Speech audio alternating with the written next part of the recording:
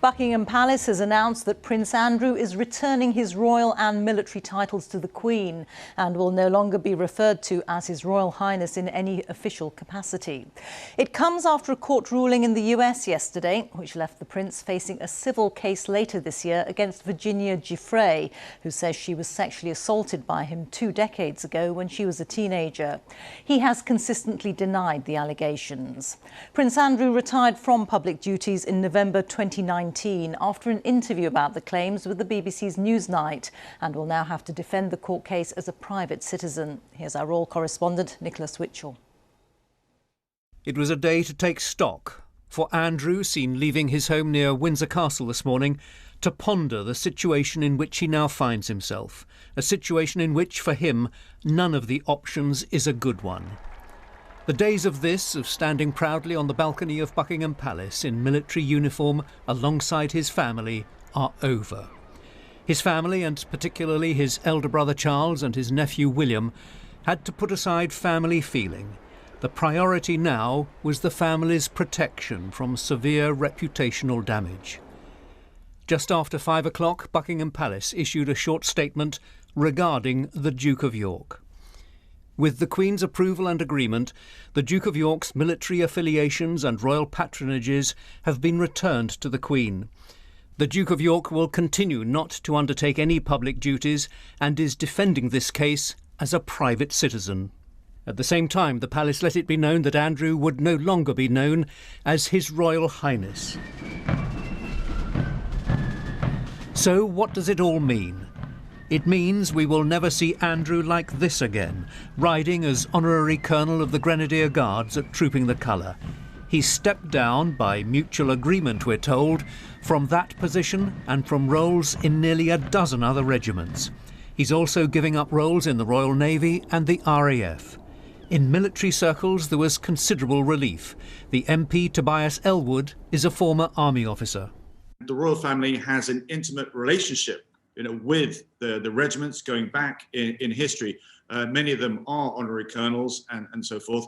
And it's important that the problems that Prince Andrew has incurred sort of aren't bled over into the regiments that he was representing. From sources close to Andrew, we were told he would fight on. The Duke will continue to defend himself against these claims, they said. The claims began more than 10 years ago now with the publication of this photograph of Andrew with the then 17-year-old Virginia Roberts and this photograph of him with the convicted sex offender Jeffrey Epstein. In his Newsnight interview, Andrew said he rued the day he became involved with Epstein. And that's the bit that as it were, I kick myself for on a daily basis, because it was not something that was becoming of a member of the royal family. And we try and uphold the highest standards and practices, and I let the side down. Simple as that. 2 years on from that interview, Andrew, Duke of York, second son of the Queen, 9th in line to the British throne, stands alone. Nicholas Witchell, BBC News. Well, our correspondent Helena Wilkinson is in Windsor for us. And Helena, the Prince cuts a very isolated figure this evening. Yes, he does. Windsor is where Prince Andrew lives, Rita. His home is around 3 miles away from the castle here in Windsor Great Park. And he is rarely seen out and about here, sometimes in the park, but that is about it. And since that interview with Newsnight in 2019, since he stepped back from public duties, he has led a very isolated life here. Now, he shares his home with his former wife here, Sarah Ferguson, and perhaps he is going to be turning to her in this moment. But going forward, we are not going to see Prince Andrew out and about again as a working member of the royal family. And that decision clearly designed to separate Prince Andrew's court case from the royal family's public duties. He will now focus on the case. The Queen, who should be celebrating this year her 70 years on the throne, the palace will be very much hoping that this decision about Prince Andrew will lift what was to be a very dark cloud over those celebrations. And as for Prince Andrew, Rita, going forward, he is going to be leading an even more isolated life here in Windsor. Helena, thank you. Well, Nick Witchell joins me now. Nick, an unprecedented situation this for the royal family. It is. I mean, a bit of context. The royal family really hasn't faced a situation such as this in modern time, with a senior member of the family, the second son of the monarch, facing an allegation of sexual assault in a court. An allegation, of course, which he denies.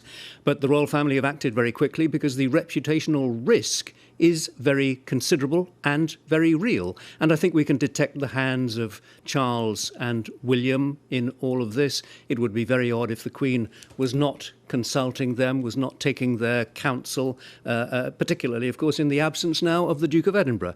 They will be concerned, I'm sure, for Andrew at a human level, but they are very much more concerned for the reputation of the institution, as Helena was saying there. Now, Andrew's position regarding the regiments was plainly untenable. He has agreed, we're told he's agreed, not to use the styling of HRH anymore, and he will fight this case. He says he will fight it as a private citizen. Now, for Andrew, this must be devastating. The last bits of superstructure, of framework around him for the past 40 years have been taken away, have been stripped away. But his family are trying to protect the monarchy from any further, as it were, collateral contamination from this case. Thank you very much, Nick. Nick Witchell, our royal correspondent.